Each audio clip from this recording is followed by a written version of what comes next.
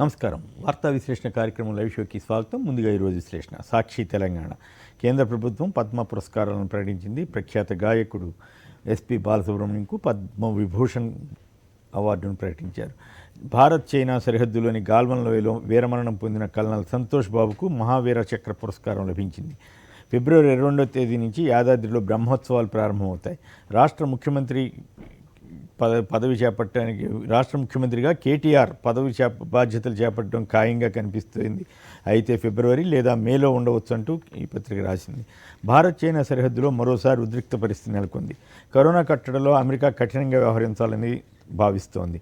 సాక్షి Andhra Pradesh parliament సమావేశాల్లో అనుసరించాల్సిన వ్యూహాలపై CM YS Jagan party ఎంపీలకు దిశానిర్దేశం చేశారు. సుప్రీంకోర్టు తీర్పును గౌరవిస్తున్నామని ప్రభుత్వ సలహాదారు సజ్జల రామకృష్ణారెడ్డి చెప్పారు. అయితే పంచాయతీ ఎన్నికలు ముందుగా పెట్టడంలో కుట్ర దాగుందని ఆయన అభిప్రాయపడ్డారు. నూతన సాగు చట్టాలపై ఆందోళన తొలగించాలని రాష్ట్రపతి రామ్నాథ్ కోవింద్ అన్నారు. దివంగత సీఎం వైఎస్ రాజశేఖర రెడ్డి కుటుంబాన్ని లక్ష్యంగా చేసుకుని ఉద్దేశపూర్వకంగా రాసిన రాతలను ఆయన కుమార్తె శ్రీమతి వైఎస్ షర్మిల తీవ్రంగా ఖండించారు. ఈనాడు తెలంగాణ పీఆర్సీ ఉద్యోగ సంఘాలతో సిఎస్ సోమేష్ కుమార్ నేతృత్వంలోని కమిటీ భేటీ అవుతుంది. నిజాం వారసత్వం విషయాన్ని త్వరగా తేల్చాలని తెలంగాణ హైకోర్టును సుప్రీంకోర్టు ఆదేశించింది. ప్రజల ప్రాణాలు కాపాడడానికి కృషి చేసిన 40 మందికి కేంద్ర ప్రభుత్వం రాష్ట్రపతి జీవన్ రక్ష పథకాలను ప్రకటించింది. ఈనాడు ఆంధ్రప్రదేశ్ ఏపీ పంచాయతీ ఎన్నికల సంఘం రీషెడ్యూల్ చేసింది. రాష్ట్రంలో ఒకేసారి ఎన్నికలు టీకాలు సాధ్యం కాదని రాష్ట్ర ప్రభుత్వం కేంద్రానికి తెలిపింది. సుప్రీంకోర్టు తీర్పునకు అనుగుణంగా పంచాయతీ ఎన్నికలు నిర్వహిస్తామని ప్రభుత్వ సలహాదారు సజ్జల రామకృష్ణారెడ్డి చెప్పారు. గణతంత్ర వేడుకల కోసం ఢిల్లీలో పటిష్ట భద్రత జరిగింది. నమస్తే తెలంగాణ గానగంధర్వుడు ఎస్పి బాలుకు పద్మవిభూషణ్ పురస్కారం దక్కింది. 4 తెలుగు ప్రముఖులకు పద్మశ్రీ పురస్కారాలు వచ్చాయి. ధరణి వెబ్సైట్లో మరో కొత్త ఆప్షన్ను ప్రభుత్వం తీసుకొచ్చింది. రాష్ట్రం బంగారు తెలంగాణ వైపు వేగంగా అడుగులు వేస్తోందని గవర్నర్ తమిళిసై అన్నారు. వార్త ఏపీ పంచాయతీ ఎన్నికల సంఘం రీషెడ్యూల్ చేసింది. తెలుగు రాష్ట్రాలకు జీఎస్టీ బకాయిలను కేంద్రం విడుదల చేసింది. గణతంత్ర దినోత్సవ వేళ దేశంలో హై అలర్ట్ ప్రకటించారు. సాగు చట్టాలకు వ్యతిరేకంగా రైతులు ఢిల్లీలో ట్రాక్టర్ ర్యాలీకి సిద్ధమయ్యారు. 14 మంది రాష్ట్ర పోలీసులకు రాష్ట్రపతి పథకాలు లభించాయి. సూర్య సైనికుల పోరాట పటిమ మరోలేనిదని రాష్ట్రపతి రామ్నాథ్ కోవింద్ అన్నారు. నేపాల్ ప్రధాని ఓపీ శర్మ ఓలీని పార్టీ నుంచి బహిష్కరించారు. తెలంగాణలో కొత్తగా 148 కరోనా పాజిటివ్ కేసులు నమోదయ్యాయి. సోలార్ కుంభకోణం కేసులో కేరళ ప్రభుత్వం కీలక నిర్ణయం తీసుకుంది. నవ తెలంగాణ దేశ ప్రయోజనాల కోసం కార్మికులు కర్షకులు ఏకమవుతున్నారని కార్మిక సంఘాలు ప్రకటించాయి. కళాకారుల మౌనం క్యాన్సర్ కంటే ప్రమాదమని టీఆర్ఎస్ ఎమ్మెల్యే రసమయి బాలకిషన్ చేసిన వ్యాఖ్యలు కలకలం రేపుతున్నాయి.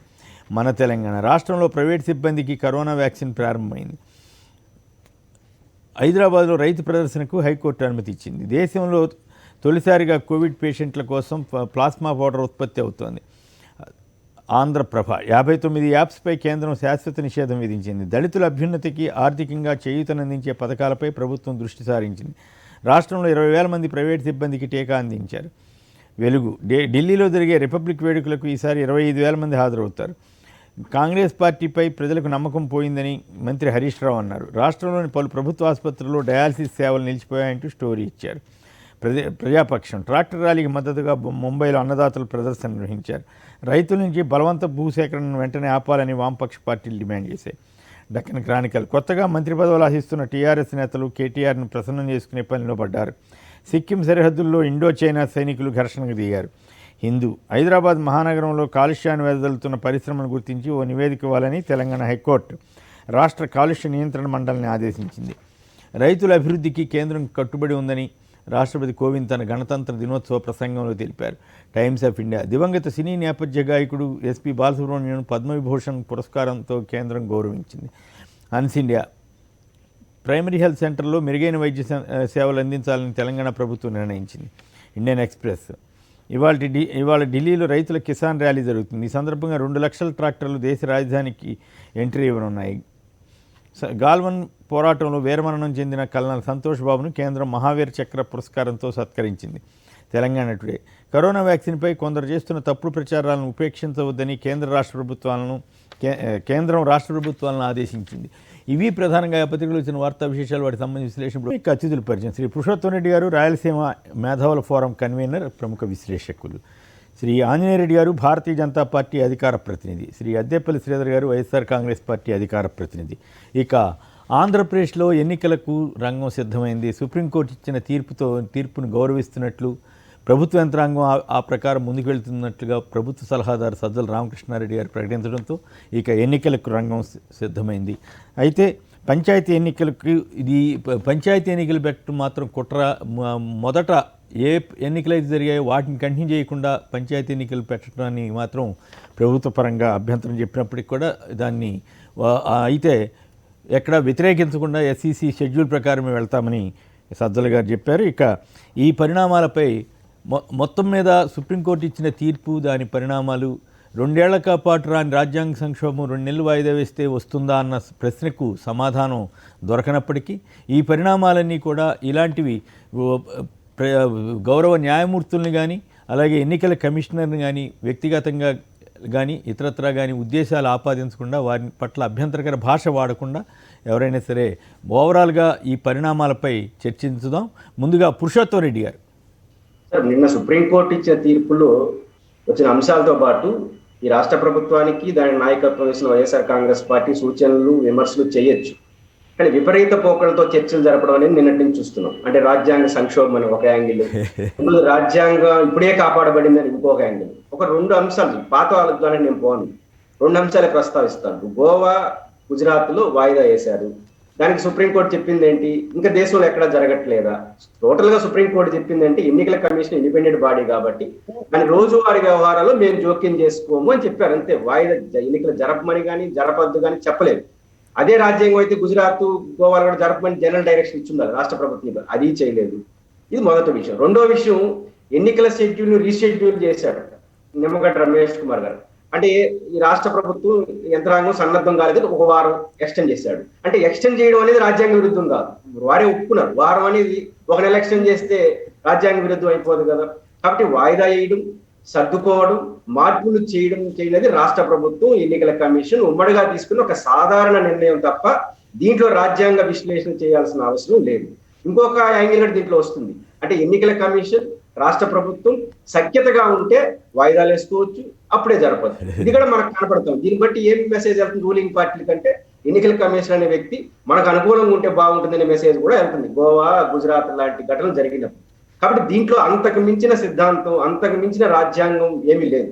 అయితే ఆంధ్రప్రదేశ్ ప్రభుత్వం ఈ యాంగిల్ గుర్తించాలి. ఇప్పుడు ఎన్నికల కమిషనర్ నిమ్మగడ్డ రమేష్ కుమార్ గారు తెలుగుదేశం పార్టీ అధికారంలో ఉన్నప్పుడు రోజుల వరకు ఆయనకి ఏ రోజు రాజ్యాంగం కానీ ఏమీ గుర్తురాల.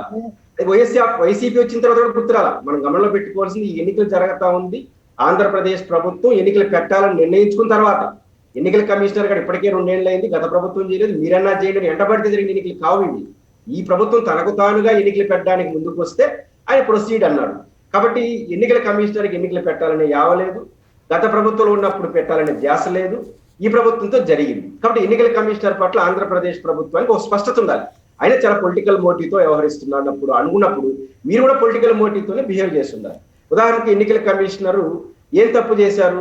ఆ రోజు సుప్రీంకోర్టు ఏం చెప్పింది? రాష్ట్ర ప్రభుత్వం కన్సెంట్ కమ్మండి. కన్సెంట్ కమ్మంటే అర్థం పోస్ట్ మ్యాన్ లాగా నీకు చెప్పాను నువ్వు విన్నావు కాదు, ఇది ఒక వ్యవస్థ ప్రభుత్వం. ఆ కన్సెంట్ ప్రక్రియ ఆయన సరిగ్గా జరపకున్నావు ఉంటే దాన్ని ఎక్స్పోజ్ చేస్తుండాలి. రెండో అంశం, ఒక బ్లెండర్ జరిగింది ఏంటి? ఆ రోజు ఎన్నికలు వాయిదా వేస్తూ నిమ్మగడ్డ రమేష్ కుమార్ గారు చెప్పిన మాట ఏంటంటే, ఇప్పటి వరకు జరిగిన ఏకగ్రీయాలంతా యాక్సెప్ట్ చేస్తూనే ఎక్కడ ఆగిందో అక్కడి నుంచి 2వ దశ ప్రారంభమవుతుందని చెప్పారు. 2వ దశ అట్లా ప్రారంభమైందా? దానికి భిన్నంగా ఓన్లీ పంచాయతీలకే వెళ్ళారు. ఎంపీటీసీ, జడ్పీటీసీ ఏమి లీగల్ ప్రాబ్లమ్స్ ఉన్నాయి? ఏమీ లేవు. ఏమన్నా ఉంటే ప్రతిపక్షాలందరూ ఒక ఆశ పెట్టుకున్నారు నిమ్మగడ్డ మీద. ఈయన వచ్చిన వెంటనే ఎన్నికల మొత్తాన్ని ఎన్ఆర్ఎంఎస్ రద్దు చేసే ఛాన్స్ ఆయనకి లేదు. ఎందుకంటే ఆయన యాక్సెప్ట్ చేసేసాడు, వారంలో చర్యలు తీసుకోలేదు, డిక్లరేషన్ ఫామ్స్ కూడా ఇచ్చేసినారు. పొరపాటున దాన్ని రద్దు చేస్తుంటే వాళ్ళందరూ కోర్టుకు వెళ్తారు, మొత్తం ప్రక్రియ ఆగిపోతుంది. ఆగిపోవద్దు కాబట్టి ఓన్లీ పంచాయతీలు, అంటే చివరి దశలో ఉన్నదాన్ని తీసుకుని మొదటి దశ తీసుకొచ్చారు. అంటే ఆయన ఇట్లాంటి విషయాల్లో తప్పులు ఎక్స్పోజ్ చేయాల్సిన అవసరం ఉంది, ఆయన ప్రశ్నించాల్సిన అవసరం ఉంది. అంతవరకు పరిమితమైన చర్చ జరగాలి. ఆంధ్రప్రదేశ్ ప్రభుత్వం కూడా న్యాయ పోరాటంగా చేయాలి, రాజకీయ పోరాటం చేయాలి. 2 మిళితం చేసేసిన వల్ల ఏమైంది? ఈ రోజు నిమ్మగడ్డ రమేష్ కుమార్ గారు ఎన్నికల్లో కోర్టు జనరల్ గా ఎక్కడ కూడా కోర్టులు ఇట్లాంటి విషయాల్లో జోక్యం చేసుకో.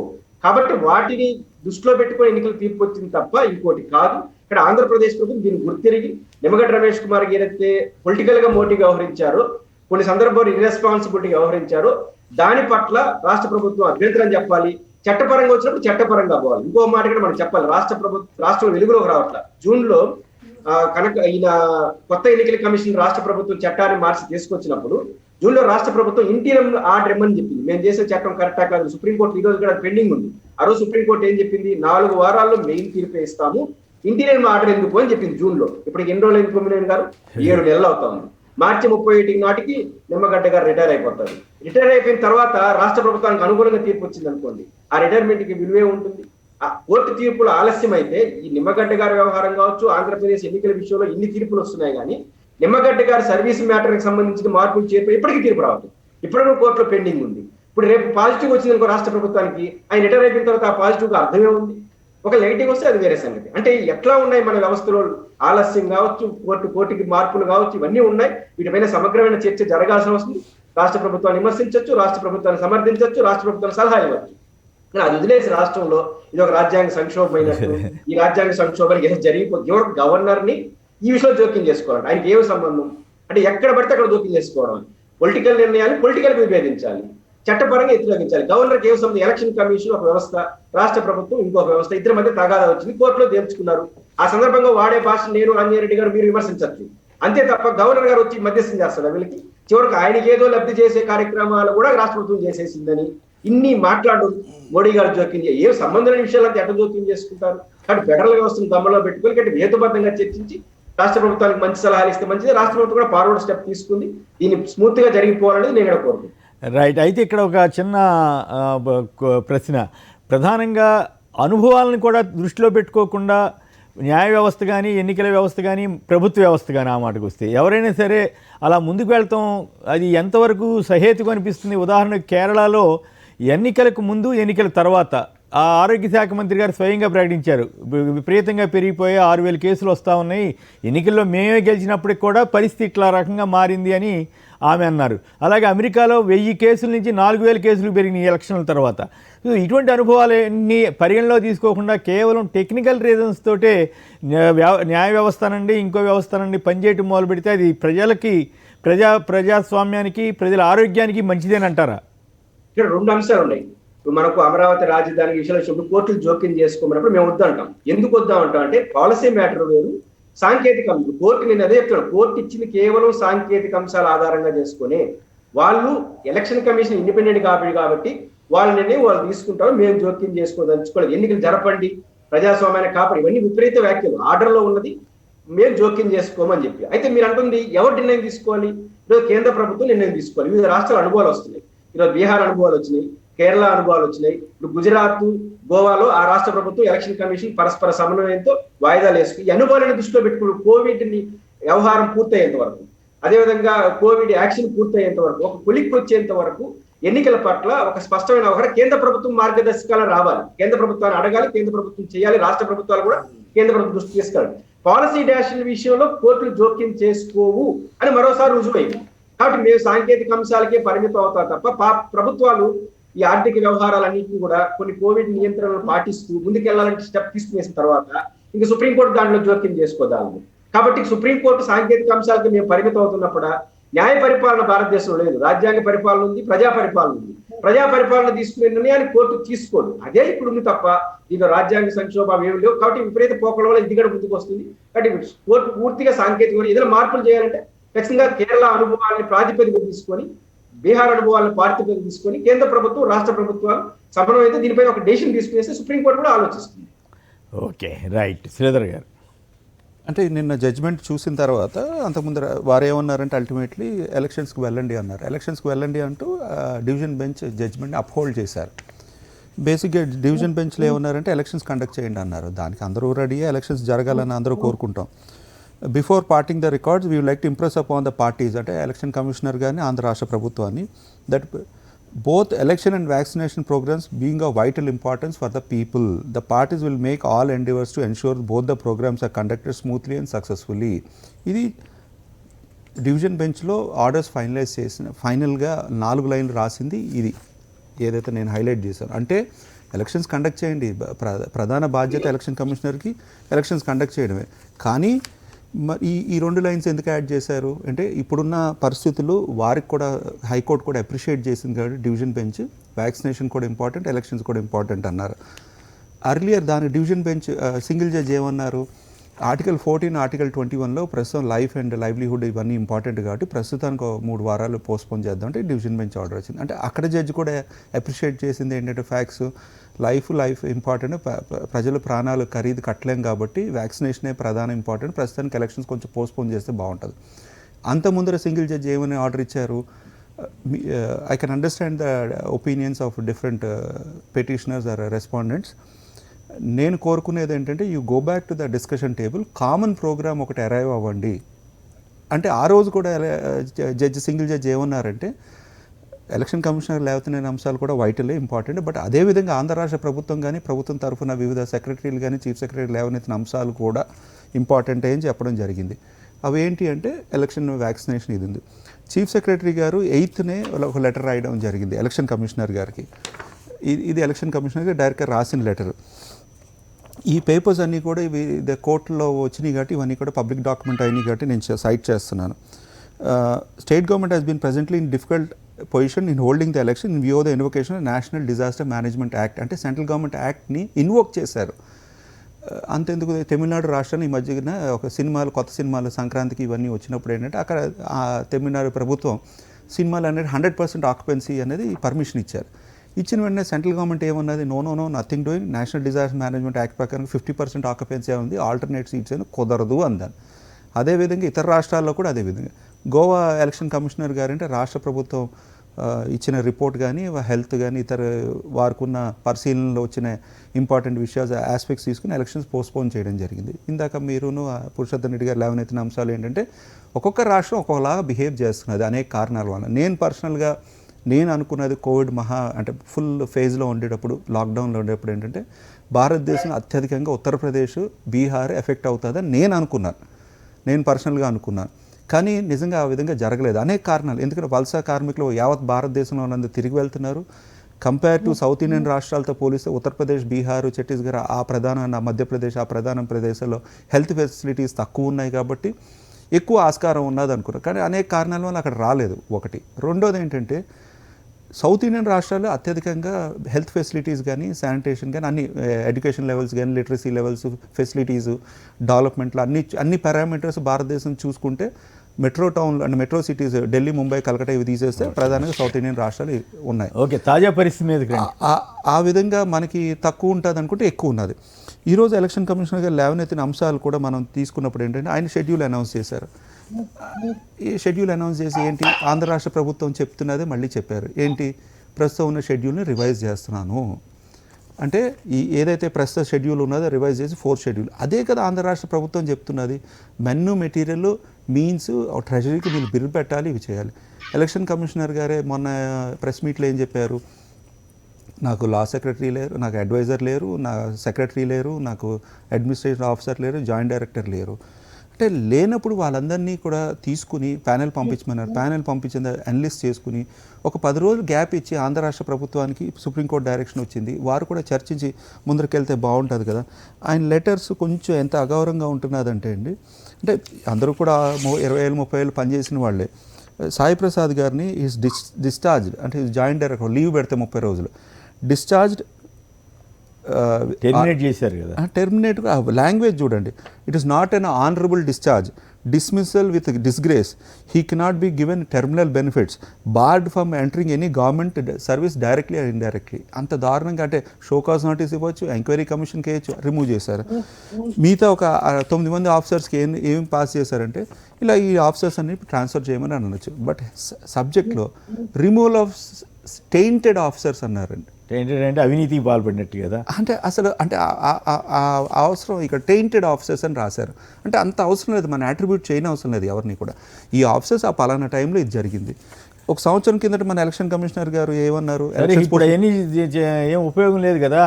అంటే ప్రజలకి తెలియాలి కాబట్టి అంటే ఏదైతే ఆంధ్ర రాష్ట్ర ప్రభుత్వం లేవనెత్తిన అంశాలకే హైకోర్టు కానీ సుప్రీంకోర్టు అగ్రీ అయిందని మనం చెప్పకపోతే మిగతా వాళ్ళు వేరే విధంగా ప్రమోట్ చేసి ప్రాపగేట్ చేస్తున్నారు. ఎలక్షన్ కమిషనర్ గారు ఏం చేశారు, ఎలక్షన్స్ పోస్ట్పోన్ చేశారు, ఎలక్షన్ కోడ్ కూడా కంటిన్యూ చేశారు. ఆ రోజు హైకోర్టులో ఆర్డర్ రాదు, సుప్రీంకోర్టుకి వెళ్తే సుప్రీంకోర్టు ఏమన్నది కుదరదు, ఎలక్షన్స్ పోస్ట్పోన్ చేసుకునే హక్కు ఎలక్షన్ కమిషనర్ గారికి ఉంది, కానీ ఎలక్షన్ కోడ్ పెంచుకోవడానికి కుదరదు అని కూడా క్లియర్గా చెప్పారు. ఎప్పుడు ఎలక్షన్స్ కండక్ట్ చేస్తే అప్పుడు పెట్టుకోండి. అంటే ఆయన వైఖరి, నేను ఎందుకు ఇది హైలైట్ చేస్తున్నానంటే, ఎలక్టెడ్ గవర్నమెంట్ ప్రజలు ఎన్నుకున్న ప్రభుత్వాన్ని ఓవర్టేక్ చేసి ఆ విధంగా చేద్దామని ఉద్దేశం ఉన్నదనేది ఆపాదించడానికి ఆస్కారం అప్పుడు ఇచ్చారు. అంటే ప్రభుత్వం కంటే అలా నియమితులైనటువంటి కమిషనర్లే పవర్ఫుల్ అని ఇప్పుడు సుప్రీంకోర్టు కూడా తేల్చింది కదా. అలా లేదు, ప్రజలు ఎన్నుకున్న ప్రభుత్వాల కంటే అంటే అలా కాదు. అదే నేను అంటున్నాను. అంటే ఒక ఫైన్ ఆస్పెక్ట్, ఒక థిన్ లైన్ ఉంటుందండి, ప్లస్ మైనస్కి ఆ మధ్య లైన్ ఉంటుంది. ఆ లైన్ ఆస్పెక్ట్లో సుప్రీంకోర్టులో కూడా ఆర్గ్యుమెంట్స్లో స్పెసిఫిక్గా వారు చెప్పింది ఏంటంటే, సుప్రీంకోర్టు ఒక వారం రోజులు 10 రోజుల మీద ఒక జడ్జిమెంట్ ఇచ్చింది. రైతులు ప్రొటెస్ట్ చేస్తున్నారు, అంతకుముందు 10-20 రోజులు రైతులు ప్రొటెస్ట్ చేస్తున్నారు, ఆ బిల్స్ ఇవన్నీ ఉన్నాయి, మీరు చేస్తారా, మేము చేస్తాం, మేము సస్పెండ్ చేస్తాం, నో ప్రాబ్లం. రైతులు ట్రాక్టర్ ర్యాలీకి పర్మిషన్ కానీ ఇదంటే సుప్రీంకోర్టుకి వెళ్తే పర్మిషన్ ఇవ్వచ్చు కదండి. సుప్రీంకోర్టు ఎందుకు ఇవ్వలేదు? కన్సర్న్ పోలీస్ ఆఫీసర్ని కనుక్కొని పర్మిషన్ తీసుకోండి అన్నారు. అదేవిధంగా కొన్ని గ్రౌండ్ ఆస్పెక్ట్స్ కన్సర్న్డ్ ఆఫీసర్స్కే తెలుస్తుంది తప్ప మనం సుప్రీంకోర్టులో డిసైడ్ చేయకూడదని చెప్పి ఆయన ట్రాక్టర్ ర్యాలీకి పర్మిషన్ ఇచ్చి, పోలీసులు ఏమన్నారు, ఔటర్ రింగ్ రోడ్లో మీరు ఢిల్లీ ఔటర్ రింగ్ రోడ్లో పలానా టైం 3 గంటలు చేసుకోవచ్చు, పలానా కట్ ఆఫ్ టైం అయిన తర్వాత వెనక్కి వెళ్ళిపోవాలి. అంటే ఒక ఆర్డర్ సుప్రీంకోర్టు ఇచ్చినా కూడా అది ఇంప్లిమెంట్ చేసేది గ్రౌండ్ లెవెల్ ఆఫీసర్స్, మన వ్యవస్థలో ఉన్న ఆఫీసర్స్ ఉంటారు కదా, దానికి లోటుపాట్లు ఉన్నాయి. ఈరోజు ఆంధ్ర రాష్ట్ర చీఫ్ సెక్రటరీ గారు ప్రధానంగా ఎలక్షన్స్ కండక్ట్ చేసే ప్రధాన బాధ్యత ఆయన మీద ఉంటుంది. ఆయన వ్యూ ఏంటంటే, ఏదైతే ఆంధ్ర రాష్ట్ర ప్రభుత్వం వ్యూ ఏదైతే ప్రొజెక్ట్ చేస్తుందో అదే చీఫ్ సెక్రటరీ గారి వ్యూ ఆయన పర్సనల్ వ్యూ కాదు. ఆంధ్ర రాష్ట్ర ప్రభుత్వం వ్యవస్థలో పనిచేసే ఆఫీసర్స్ కానీ, ప్రభుత్వం వ్యూ కానీ, లేకపోతే పార్టిసిపేషన్ చేసేవాళ్ళు కానీ, ప్రజల ఇబ్బందులు కానీ, ఇవన్నీ క్రోడీకరించి ఆయన వ్యూ పెట్టారు. ఆయన అదే మళ్ళీ లెటర్ రాయడం జరిగింది. Central government forces, election commissioner గారు డెసిషన్ తీసేసుకుని చేసేసేసి ఆ తర్వాత కన్సల్టేషన్ అంటున్నారు. ప్రతి అంశం కూడా మీరు తీసుకోండి, అది కాదు కదా. కన్సల్టేషన్ చేసి కరెక్టే, అవన్నీ కూడా న్యాయస్థానాలు ఆయన్ని సమర్థిస్తున్నాయి కదా. మీరు ప్రజలంతా ఒకవైపు, న్యాయస్థానాలన్నీ ఒకవైపు అన్నట్లుగా అయిపోయింది కదా. అదే కదా నేను ఎందుకు ట్రాక్టర్ ర్యాలీ ఇది ఎందుకు హైలైట్ చేశానంటే అండి, బిల్స్ ఏమో పెండింగ్ పెట్టారు, సస్పెండ్ చేశారు ప్రస్తుతానికి సుప్రీంకోర్టు. బట్ దానికంటే ఇంకా ఇంట్రెస్టింగ్ కేసు ఏంటంటే, ముంబై హైకోర్టు ఒక మైనర్ బాలిక మీద దుస్తులున్నప్పుడు టచ్ చేస్తే అది సెక్సువల్ అసాల్ట్ కాదని అంటే, ఇప్పుడు మొత్తం మహిళా సంఘాలు ఇవన్నీ కూడా విమర్శలు చేస్తూ ఉన్నాయి. అంటే విమర్శలు చేయకూడదని కాదు, జడ్జీలకి ఆపాదించకూడదు తప్ప. అంటే ఇట్లా ఇప్పుడు మనం ఏం చేయలేని పరిస్థితి ఉంది. ఇప్పుడు 2 ఏళ్లుగా రాజ్యాంగ సంక్షోభం ఎందుకు రాలేదు? ఇప్పుడు 2018లో జరగవలసిన ఎన్నికలు ఎందుకు జరగలేదా అని ఒక్క న్యాయ వ్యవస్థ అడగట్లేదు. మా ఆశ్చర్యం వేస్తుంది కదా. మరి ఇప్పుడు ఏం కొమ్మునిపోయిందని సామాన్యుడు అడుగుతుంటే దానికి సమాధానం దొరకట్లేదు. దానికి మనం ఏం చేస్తాం? అంటే ఇప్పుడు నిన్న సుప్రీంకోర్టులో జరిగినప్పుడు కూడా కొంత, అంటే ఏదైతే ఆర్గ్యుమెంట్స్ ఏవైతే ఉన్నాయో, ఇంకా జడ్జిమెంట్ పూర్తిగా నేను చదవలేదు, బట్ ఏదైతే ఆర్గ్యుమెంట్స్ జరిగినప్పుడు వాళ్ళు లేవనెత్తిన క్వశ్చన్ ఆన్సర్ చేసిన అంశాల్లో, వారు లేవనెత్తిన అంశాలు 2-3 సార్లు లేవనెత్తిన అంశాలు దానికి క్లారిఫికేషన్ ఇచ్చింది రోతిగా. ఆయన చెప్పింది ఏంటంటే, sir we are ready for elections but consider the grounds of our appeal is these are the reasons. ఒక పక్క డిజాస్టర్ మేనేజ్మెంట్ ఉంది, డివిజన్ బెంచ్ ఆర్డర్ ఇది, వ్యాక్సినేషన్, ఎలక్షన్స్ ఇవి ఉన్నాయి. మాకు ఏం జరుగుతుంది చెప్పండి, అదంతా మాకు తెలిసిపోయింది అదంతా. ఇప్పుడు ఎలక్షన్స్ ఏం జరగబోతున్నాయి అంటే ఎలక్షన్స్ కి పార్టిసిపేటరీగా వీరు పార్టిసిపేట్ అండి.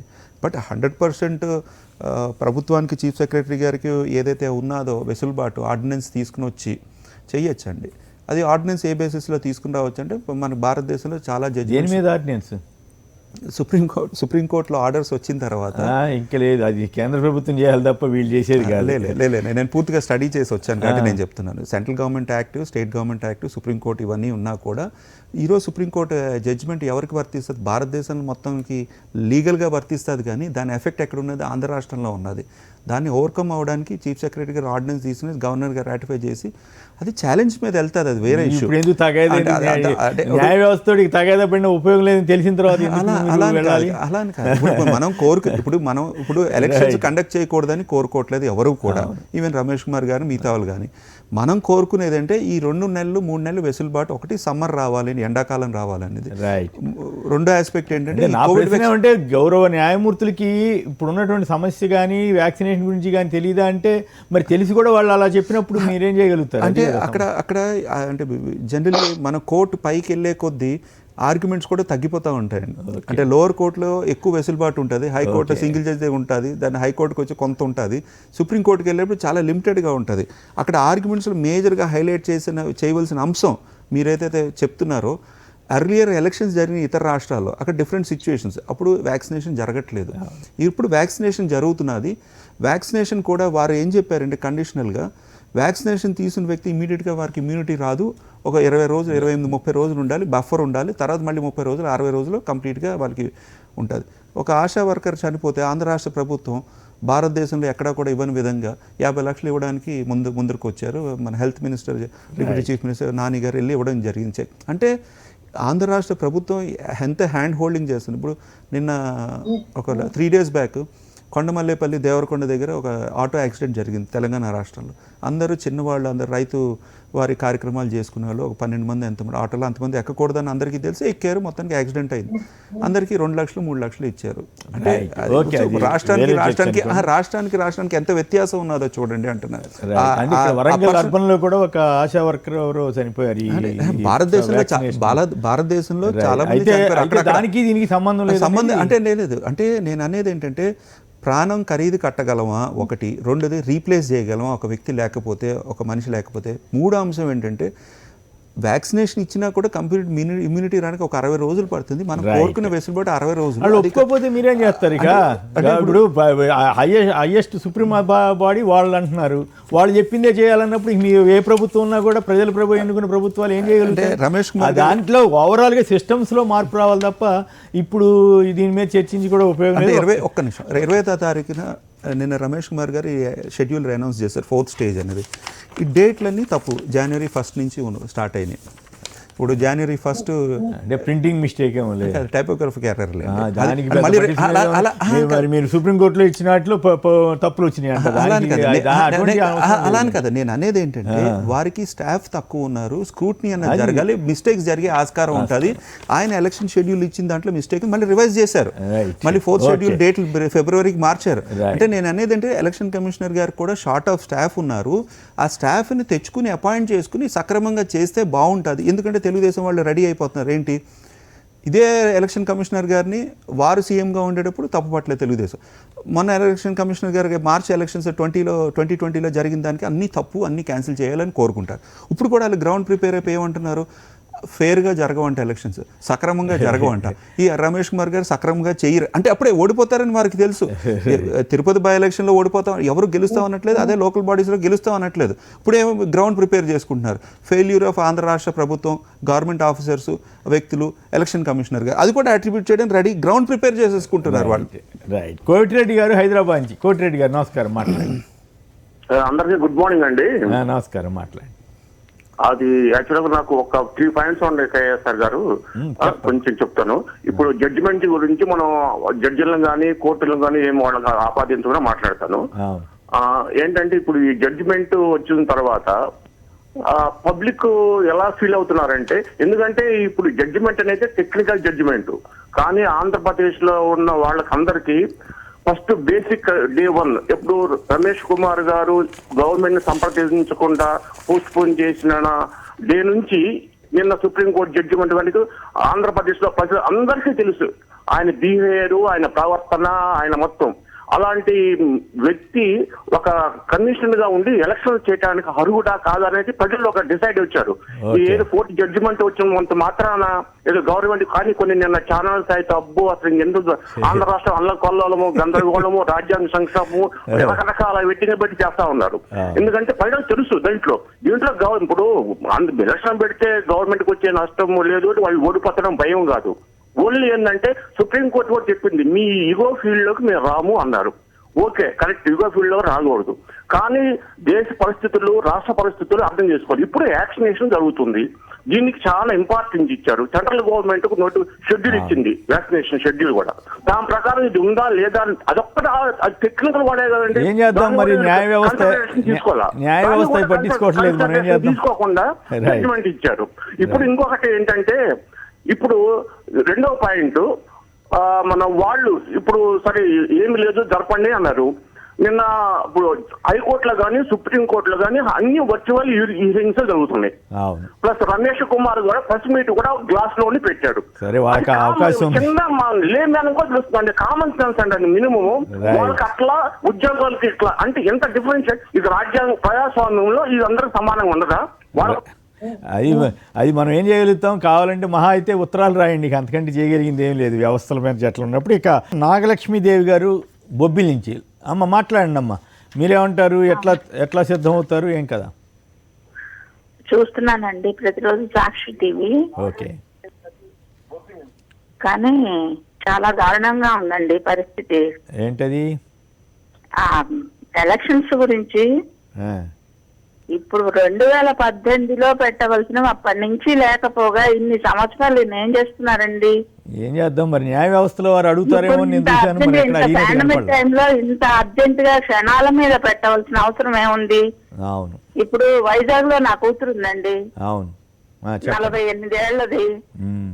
కరోనా వచ్చి తగ్గిందండి. పోస్ట్ కరోనా సిండ్రోమ్స్ తో తను బెడ్ నుంచి లేవలేకుండా, పైగా తనకి మల్టిపుల్ డిజార్డర్స్ ప్రాబ్లమ్స్. అయ్యో. నేను ఫారెన్ నుంచి మెడిసిన్స్ తెప్పించి ఇప్పించుతున్నాను తనకి. ఓకే. ఇప్పుడు తను ఓటు వేయడానికి బూత్కి వెళ్ళిందంటే ఏదైనా జరగరాంది జరిగి, ఇప్పుడు ఈ కొత్తగా కరోనా మరొకటి వచ్చింది స్ట్రెయిన్, ఇట్లాంటిది ఏదైనా అంటుకుందంటే ఆ పిల్లకి ఏదైనా జరిగితే ఒకగానొక కూతురు ఎవరు జవాబుదారి? రమేష్ చెప్తాడా? ఈ సెగ్గడ్డ రమేష్. అవును, రైట్. ఈయన నడిపిస్తున్న వెనకున్న శక్తులు చెప్తాయ్యా, ఈ ఆర్డర్ ని ఓకే చేసిన కోర్టులు చెప్తాయ్యా. వీటన్నిటికీ ఒకటే జవాబమ్మా. గ్రామాల్లో ఎక్కడ గొడవలు పడకుండా కామ్గా ఓట్లు వేసుకుని మీరు ఎవరిని గెలిపించాలనుకుంటే వాళ్ళని గెలిపించడమే దానికి మందు. ఇక అంతకు మించి వేరే మార్గం లేదు. ఎందుకంటే కొన్ని శక్తులు ఖచ్చితంగా ఈ గొడవలు సృష్టించినట్లు, మళ్ళీ ఎన్నికల కమిషన్ దగ్గరికి వెళ్ళినట్లు, ఆయన ఏదో చేసినట్లు ఇవన్నీ జరగబోతాయి. సో వాటన్నింటినీ ఎదుర్కొని జాగ్రత్తగా హ్యాండిల్ చేయడానికి అందరూ ప్రయత్నం చేయాలి. లేకపోతే మళ్ళీ గొడవలు ఇవన్నీ ఏదో జరిగిపోయిందని ఒక ఇంప్రెషన్ ఇవ్వడానికి కూడా ప్రయత్నాలు జరుగుతాయి. ఇక ఆంజనేయ రెడ్డి గారు దయచేసి మీరు మాట్లాడండి. కేసర్ గారు మాట్లాడండి. నిన్న జరిగిన సుప్రీంకోర్టు జడ్జిమెంట్ ఏదైతే ఉందో దాన్ని ఎవరు ప్రభుత్వం కానీ లేదా రమేష్ కుమార్ గారు కానీ ఎవరి ఓటమి ఎవరి గెలుపుగా భావించవలసిన అవసరం లేదు. అయితే ఒక బ్యాడ్ దానికి ఒక ఫుల్ స్టాప్ పడిందని మనందరం కూడా భావించాలి. కింద సింగిల్ జడ్జి ఒక రకంగా చెప్పారు, డివిజన్ బెంచ్ ఇంకొక రకంగా చెప్పారు. ఈరోజు సుప్రీంకోర్టు ఎలక్షన్ లో గో హెడ్ విత్ ఎలక్షన్స్ అని చెప్పారు. నేనేమంటున్నానంటే టెక్నికల్ గ్రౌండ్సా లేకుంటే ఇంకేదన్నా అదర్ రీజన్స్ మీద తీర్పు చెప్పారనేది పక్కన పెడితే సుప్రీంకోర్టు ఒక నిర్ణయం చెప్పింది. ఆ నిర్ణయాన్ని మనం అందరం గౌరవిస్తాం. అది ప్రభుత్వ ఓటమిగా భావించవలసిన లేదు, రమేష్ కుమార్ గెలుపుగా భావించవలసిన లేదు, రమేష్ కుమార్ ఓటమిగా ప్రభుత్వ గెలుపుగా భావించవలసిన లేదు. నాకు సంతోషకరమైన విషయం ఏంటంటే జడ్జిమెంట్ వచ్చిన తర్వాత రాష్ట్రంలో కేబినెట్ లో ఉండే ముఖ్యమైన మంత్రులు కూడా దాన్ని మేము గౌరవిస్తున్నాము, మేము ఫ్రీ అండ్ ఫెయిర్ ఎలక్షన్ అన్ని జాగ్రత్తలు తీసుకొని జరుపుతామని చెప్పడం ఏదైతే ఉందో ఇది అందరం కూడా ఆహ్వానించదగ్గ పరిణామం. జడ్జిమెంట్ ని రకరకాల కోణాల్లో దాన్ని విశ్లేషించుకోవచ్చు. పురుషోత్తం రెడ్డి గారు వారి అనలిస్టు వారి కోణంలో విశ్లేషించారు, వైసీపీ ప్రతినిధి అద్దేపల్లి ఆయన కోణంలో విశ్లేషించారు, నేను కూడా నా కోణంలో విశ్లేషించవచ్చు. కానీ ఇది విశ్లేషణలు లేదా ఒకరి మీద ఆరోపణలు చేసుకునే సమయాన్ని అనుకోవడం లేదు. రాష్ట్ర ఎన్నికలు సక్రమంగా జరిగే విధంగా అందరూ కూడా సహకరించాలా. ఇక్కడ ఏ పార్టీ ఎవరు గెలిచారనేది పక్కన పెడితే ఈ రోజు ఎన్నికలు కూడా పార్టీ గుర్తుల మీద లేదా పార్టీ జెండాల మీద నడవడం లేదు. ఈ పంచాయతీ ఎన్నికలు లోకల్ స్థాయిలో జరిగే ఎన్నికలకు పార్టీ గుర్తు లేదు. కాబట్టి ఎవరైనా కానీ గెలిచిన వాళ్ళకి ఒకసారి మీకు గుర్తుండే ఉంటుంది, అంజయ్ గారు ఆయన చాలా రోజుల తర్వాత ఎన్నికలు నిర్వహించిన తర్వాత రాష్ట్రం అంతా ఎన్నికలు గెలిచారు. అంజయ్ గారు ఒకటి చెప్పారు, గెలిచిన వాళ్ళంతా నా మనుషులు అని చెప్పారు, మా పార్టీ మనుషులు అని చెప్పేశారు. ఒక చిన్న క్వశ్చన్ అడుగుతానండి.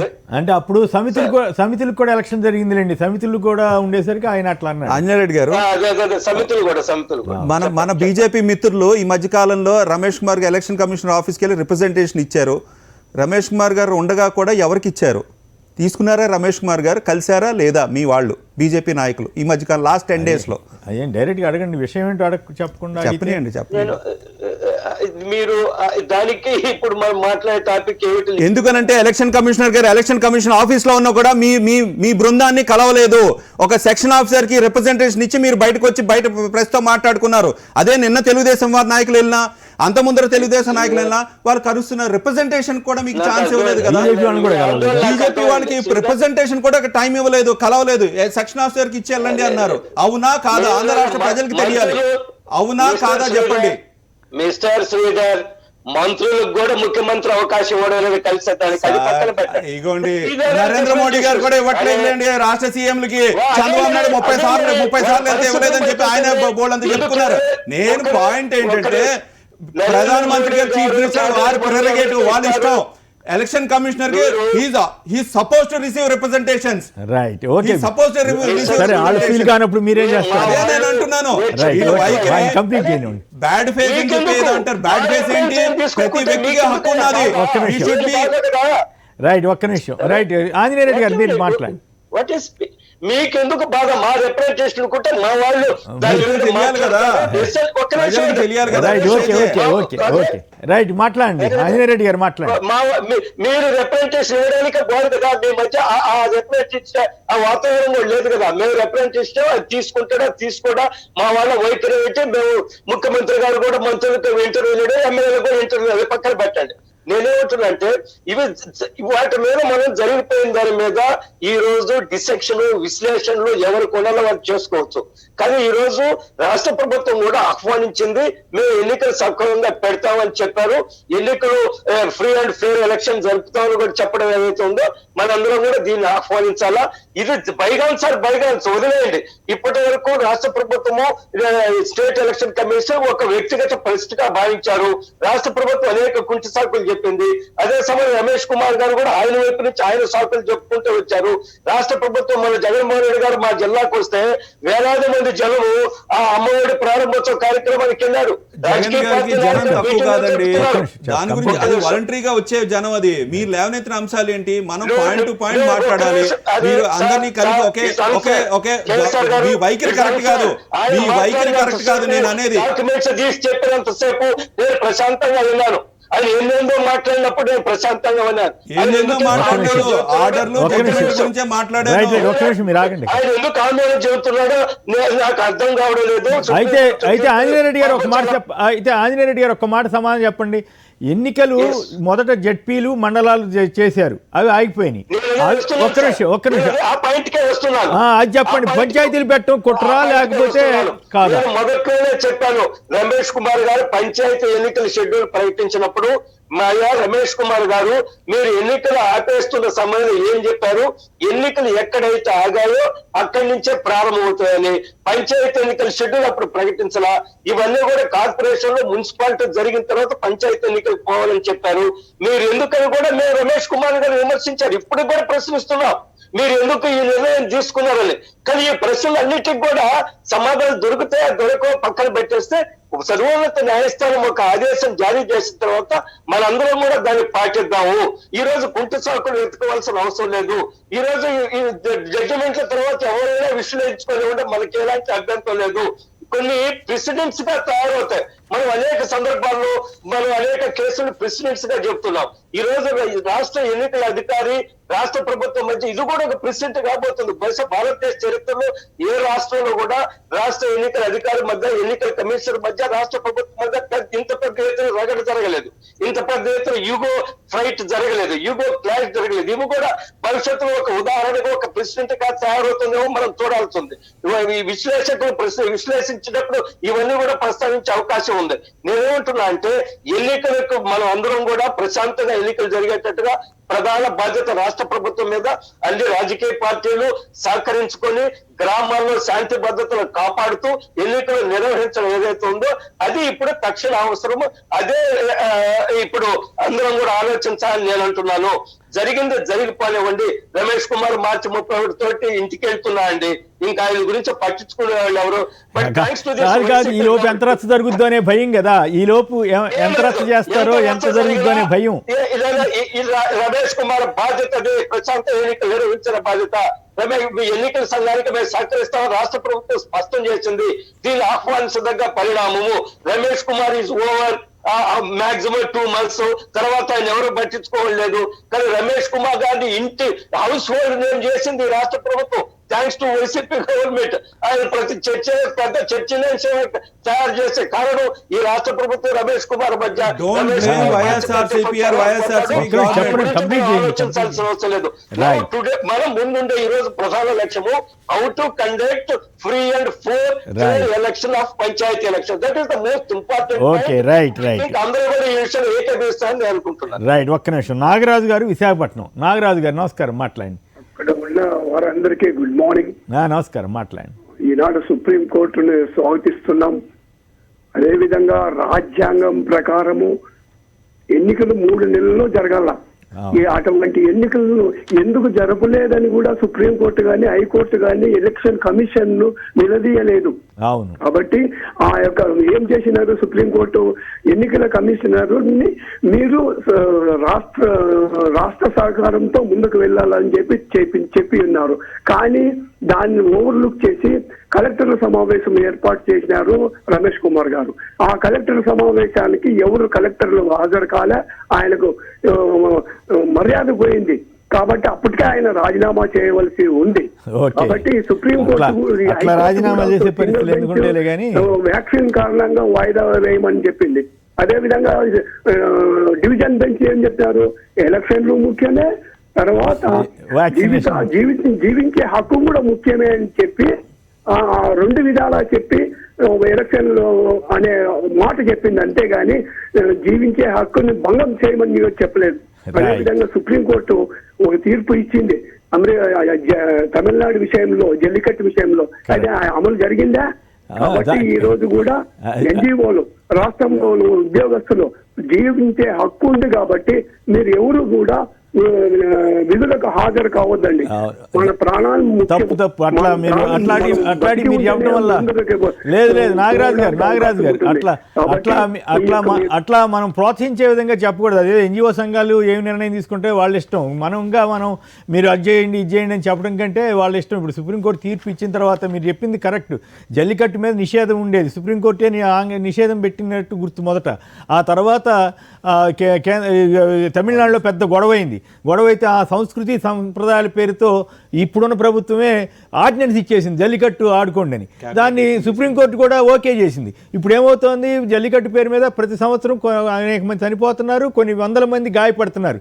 మరి అది కరెక్ట్ తీర్పా కాదా అంటే ఏం చెబుతాం? శబరిమలకి మహిళలు వెళ్ళకూడదన్నారు, వెళ్ళొచ్చు అని తీర్పు ఇచ్చారు. వెళ్ళొద్దని వెళ్తాం మేమని బీజేపీతో సహా అన్ని పార్టీలు, కొన్ని పార్టీలు గొడవ చేసినాయి. సో ఎవరికెవరికి అనుకూలంగా ఉన్నప్పుడు వాళ్ళు అట్లా మాట్లాడుతుంటారు. శ్రీనివాసరెడ్డి గారు గుంటూరు నుంచి. శ్రీనివాసరెడ్డి గారు నమస్కారం, మాట్లాడండి. సార్ నమస్కారం. సార్ నమస్కారం, మాట్లాడండి. ఉన్నవారందరికీ ఓకే. ఇక్కడ ఏ విధమైన రాజ్యాంగ ఉల్లంఘన లేదు, రాజ్యాంగ పరిరక్షణని తెలుగుదేశం పార్టీ ఏమీ సాధించలేదు. ఇక్కడ ఏంటంటే అండి, ఈ మీడియా దుష్ప్రచారాన్ని ఇక్కడ సుప్రీంకోర్టు ఎక్కడ కూడా నేను ఫైల్ తెప్పించుకోనలా చూశాను సార్. అరాచకం అనే పదాన్ని వాడలేదు. ఏమిటి అరాచకం అని ఈనాళ్ళు పెద్ద హెడ్డింగ్ పెట్టి రాశారు సార్. వాళ్ళ పేపర్ వాళ్ళ ఇష్టం, మనం ఏం చేద్దాం. ప్రజల్లో ఒక దురాభిప్రాయాన్ని ఏర్పరచాలనేది తప్ప మొట్టమొదటి అంశం ఇక్కడ ఉద్యోగుల క్షేమం గురించి ప్రభుత్వం ఆలోచించిందే కానీ వైఎస్ఆర్సీపీ ఎన్నికలను ఎదుర్కొనే సత్తా బ్రహ్మాండంగా ఉంది. 90% పైగా సీట్లు రాబోతున్నాయి.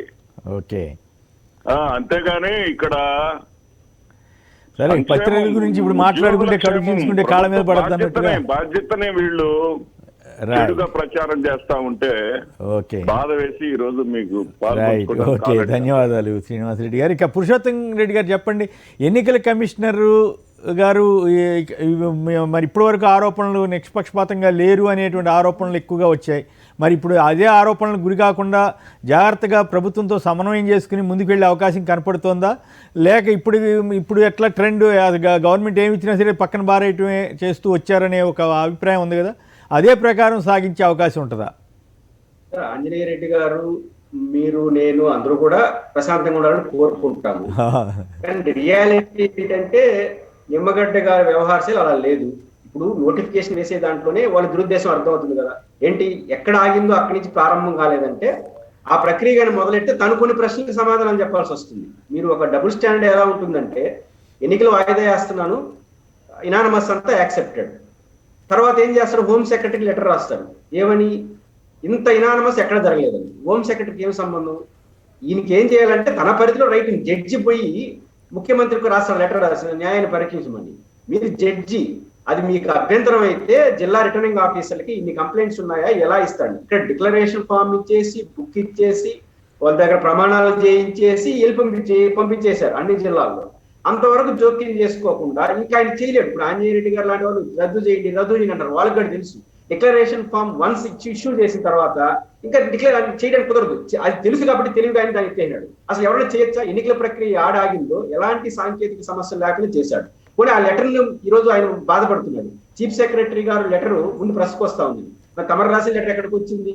తమరు రాసిన లెటరు, అదే లెటర్ ఆయిందా కాదా తెలియ రచ్చ అయిపోయి 6 రోజులు చేసుకోవాల్సిన కంపంతా చేసుకునే తర్వాత నెమ్మదికి వచ్చి నేను రాశానని చెప్పి ఇట్లాంటి లేదు మొదట నాది కాదన్నారండి పురుషోత్తమ్ రెడ్డి గారు. మొదట నాది కాదు అన్నారు, ఆ తర్వాత తెలుగుదేశం వాళ్ళకి ఇబ్బంది వస్తుందని చెప్పి నాదే అని 4 రోజులైన తర్వాత వారు ఓన్ చేసుకోవడం. ఇక్కడ సమస్య ఆయన ఏమి రాశాడో చెప్పడు. లెటరే, ఆయన రాసిన లెటర్ ఏంటి, ప్రెస్కి వచ్చిన లెటర్ ఏంటంటే అది ముందుకు ఎందుకు లీక్ అయింది, అసలు లెటర్ ఎందుకు రాయాలి? హోమ్ సెక్రటరీకి ఇనానమస్ కార్యక్రమంపై మీరు తీసుకోవాల్సింది. ఒకవేళ మీరు డెసిషన్ తీసుకున్న తర్వాత రాష్ట్ర ప్రభుత్వం అధికారులు ఇంప్లిమెంట్ చేయకపోతే అప్పుడు మాట్లాడాలి, కానీ అసలు మీరు డెసిషనే తీసుకోకుండా యాక్సెప్ట్ చేసేసి మళ్ళీ పంపించాడు. రెండోది, మొత్తం ఎపిసోడ్లు ఎక్కడ మీకు హైకోర్టు చాలా సార్లు ఆదేశించింది తిరుపతి ఎలక్షన్ జరపమని, విశాఖపట్నం ఎలక్షన్ జరపమని. ఆ రోజు ఎటువంటి ఎలక్షన్ జరపడానికి ఆయన ప్రయత్నం చేయలేదు. కాబట్టి నిమ్మగడ్డ రమేష్ కుమార్ గారు మొదటి నుంచి కూడా అన్ఫేర్ గా వ్యవహరిస్తున్నారు. రెండవ విషయం మీకు ప్రధానంగా ప్రస్తావించాల్సిన అంశం, కన్సల్ట్ చేయమన్నప్పుడు ప్రభుత్వంతో బీజేపీ నాయకులు అనుకుంటాను అఖిలపక్షులు అడిగారు, రాష్ట్ర ప్రభుత్వాన్ని కన్సల్ట్ చేసి హెల్త్ పైన ఏమి నిర్ణయం తీసుకొని మా దగ్గరకు వచ్చారో చెప్పమంటే దానికి ఆన్సర్ లేదు. నేరుగా అఖిలపక్షానికి వెళ్ళిపోయినాడు. ఇట్లాంటివి చాలా ఉన్నాయి. అఖిలపక్ష సమావేశంలో మెజారిటీ పార్టీలు వ్యతిరేకించే ఎలక్షన్స్ ని ఈ టైంలో కాంగ్రెస్ అయితే వద్దని, బీజేపీ కూడా రాష్ట్ర ప్రభుత్వంతో ఏం చెప్పింది మాకు చెప్పండి అని చెప్పింది. సిపిఎం పార్టీ రాష్ట్ర ప్రభుత్వాన్ని అభిప్రాయం, వైసీపీ పోలేదు.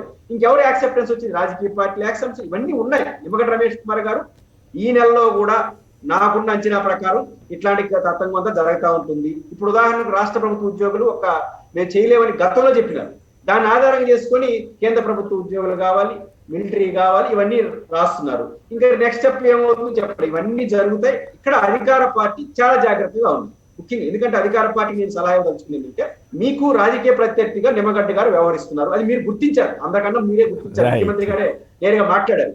వారితో వ్యవహరించేటప్పుడు సాంకేతిక అంశాలు సాంకేతికంగా వ్యవహరించండి, రాజకీయ అంశాలు రాజకీయంగా వ్యవహరించాల్సిన అవసరం ఉంది. అట్లా వ్యవహరించకపోతే మాత్రం మళ్ళీ మీరు పప్పులో కాలేస్తారు. ఆ అవకాశాన్ని ఆయనకి ఇవ్వకుండా ఫెయిర్ గా వ్యవహరిస్తే 2 లాభాలు. అధికార పార్టీ కాబట్టి ఎన్నికలు ఫెయిర్ గా జరుగుతాయి, మీకు రాజకీయంగా నష్టం రాకుండా ఉంటుంది. ఆ విషయాన్ని గుర్తించాల్సిన అవసరం ఉంది. కోర్టు తీర్పున ఒక మాట నేను చెప్పాలి. ఈ రోజు కావేరీ జల వివాదాలపైన 5 టీఎంసీ నీళ్లు ఇవ్వండి అని సుప్రీంకోర్టు మ్యాండేటరీ తీర్పు ఇచ్చింది. కర్ణాటక అసెంబ్లీలో ఆనాడు యడ్యూరప్ప గారు, కాంగ్రెస్ పార్టీ నాయకుడు సిద్ధరామయ్య గారు తీర్మానం చేశాడు, మేము ఇంప్లిమెంట్ చేసే ప్రసక్తి లేదు, ఏం చేస్తారో చేసుకున్నాం. ధర్నా చేశాడు. ఏం చేశామండి? సమైక్యాంధ్ర ఉద్యమంలో ఎంప్లాయీస్ అందరూ సమ్మె చేశారు. ఏం చేశాం అంటే, నేను దీన్ని ప్రోత్సహించదలుచుకోలేదు, కానీ మాస్ ప్రజాభిప్రాయం రైట్. ఓకే, ఆంజనేయ రెడ్డి గారు చెప్పండి, భవిష్యత్తులో ఈ ఏం గొడవలు లేకుండా జరిగే అవకాశం ఉందా? ఇట్లా నిష్పక్షపాతంగా ఎన్నికల కమిషనర్ గారు వ్యవహరిస్తారా? సంక్షిప్తంగా సార్ మేము గతంలో కూడా జడ్పీటీసీ ఎంపీటీసీ ఎన్నికల నోటిఫికేషన్ ఇచ్చి ఎన్నికలకు నామినేషన్లో స్వీకరిస్తున్నప్పుడు ఆ రోజు కూడా ఈ రమేష్ కుమార్ గారి విషయంలో మేము చాలా తీవ్రంగా స్పందించాం. రమేష్ కుమార్ గారి మీద ఆరోపణలు చేశాం. రమేష్ కుమార్ గారు ప్రభుత్వ తొత్తుగా వ్యవహరిస్తున్నారు, మేము అనేక సాక్ష్యాధారాలు చూపించారు, జడ్పీటీసీలు ఏ విధంగా బెదిరించారు, ఏం చేశారని రమేష్ కుమార్ గారి మీద నేరుగా మేము సాక్ష్యం ఇచ్చిన ఇప్పటికి కూడా మాకు రమేష్ కుమార్ గారి విషయంలో అదే ఉంది. ఆయన ఆ రోజు నిష్పక్షపాతంగా వ్యవహరించారు. కానీ ఇంత సమస్య అయిన తర్వాత ఆయన ఎటువంటి సైట్స్ తీసుకుంటాడని నేను అనుకోవడం లేదు. ఇది పెద్ద ఫోకస్ అయింది కదా ఇష్యూ మొత్తం. రాష్ట్ర ప్రభుత్వం కూడా రమేష్ కుమార్ గారు రాష్ట్ర ప్రభుత్వం చూస్తూ ఊరుకుంటుందని అనుకోవడం లేదు. నాకు పూర్తి విశ్వాసం ఉంది, ఫ్రీ అండ్ ఫెయిర్ ఎలక్షన్ జరుగుతుంది. రమేష్ కుమార్ గారు కూడా ఆయన పరిధులు దాటి వ్యవహరిస్తాడని నేను అనుకోవడం లేదు. ఇంత ఇష్యూ పబ్లిక్ డొమైన్లోకి వచ్చిన తర్వాత వైఎస్ఆర్సీపీ కానీ ఆంధ్ర రాష్ట్ర ప్రభుత్వం కానీ పర్సనల్ ఎజెండా లేదు. ప్రజా శ్రేయస్ అనేది ప్రధానమైన ఎజెండా. ఆ ఎజెండాతో కులాలు మతాలు అతీతంగా, ప్రాంతాల అతీతంగా రాజకీయం చేస్తున్నాం కాబట్టి ఈరోజు ఎన్నుకున్నారు ప్రజలు. జగన్మోహన్ రెడ్డి గారు ప్రధానంగా కోరుకునేది ఏంటంటే, రిక్వెస్ట్ చేసేది ఏంటంటే, ఆంధ్ర రాష్ట్ర ప్రజలు పరిరక్షించాల్సిన బాధ్యత ఉంటుంది. కొంతమంది ఆఫీసర్స్ కొన్ని డెసిషన్స్ తీసుకుని వెళ్ళిపోతే తర్వాత ఇబ్బంది పడేది ఆంధ్ర రాష్ట్ర ప్రభుత్వం, హెల్త్ డిపార్ట్మెంట్ కాబట్టి. రమేష్ కుమార్ గారు లేవనెత్తిన అంశాలు కానీ ఏదైనా ఆయన నడుచుకున్న విధానాలని చూసుకుంటే, చంద్రబాబు నాయుడు గారు ఉన్నప్పుడు ఒక విధంగా బిహేవ్ చేశారు. Week election commissioner public interest litigation pills వేసినా కూడా దాంట్లో స్పందించకుండా తారీఖు పే తారీఖు అడ్జర్న్మెంట్ మీద అడ్జర్న్మెంట్ తీసుకున్నారు. ఈరోజు ఏ విధంగా సుప్రీంకోర్టు నుంచి ఇతర దేశాల్లో ఉన్న సీనియర్ కౌన్సిల్ని కూడా ఎలాగే ఎంగేజ్ చేసుకుని ఆర్గ్యూ చేస్తున్నారో అందరూ చూసాం. ఈ రోజు లేవనెత్తిన అంశాలు భవిష్యత్తులో ఎట్లా ఉండే అవకాశం ఉంది? 100%. ఇప్పుడు మేము కోరుకునేది ఏంటంటే, ఏదైతే జడ్పీటీసీ, ఎంపీటీసీ, నగరపాలిక, మున్సిపాలిటీస్ ఇవన్నీ కూడా షెడ్యూల్ అనౌన్స్ చేయండి. ఎందుకు ఆగుతున్నారు? దాంట్లో ఏదైనా ఉందా ఎజెండా? అది కూడా అనౌన్స్ చేయండి. ఇప్పుడు ఇవి అనౌన్స్ చేసినా అవి అనౌన్స్ చేయడానికి ఏంటి ఇబ్బంది? దాంట్లో మళ్ళీ ఐజీని ఏదో అపాయింట్ చేసి చేస్తానని అది అంటే డోంట్ గివ్, అంటే ఇప్పుడు ఫెయిర్గా అనిపించాలి అందరికీ, ఆంధ్ర రాష్ట్ర ప్రజల్లో. ఏది కోరుకుంటున్నాం. రైట్. ఏదేమైనా ఎన్నికల కమిషనర్ గారు ఇప్పుడున్న పరిస్థితుల్లో ఫెయిర్ అండ్ ఫ్రీగా పద్ధతి ప్రకారం చేసి ఏ రాజకీయ పార్టీకి అనుకూలం అనే పరిస్థితి నుంచి ఆయన బాగా చేశాడు అని పేరు తెచ్చుకోగలిగితే అది మంచి పని అవుతుంది. మరి ఏం జరుగుతుందో చూద్దాం. పురుషోత్తం రెడ్డి గారు, అదేపతి శ్రీధర్ గారు, ఆంజనేయ రెడ్డి గారు అందరికీ కూడా ధన్యవాదాలు. ఇది నేటి వార్తా విశ్లేషణ కార్యక్రమం. నమస్కారం.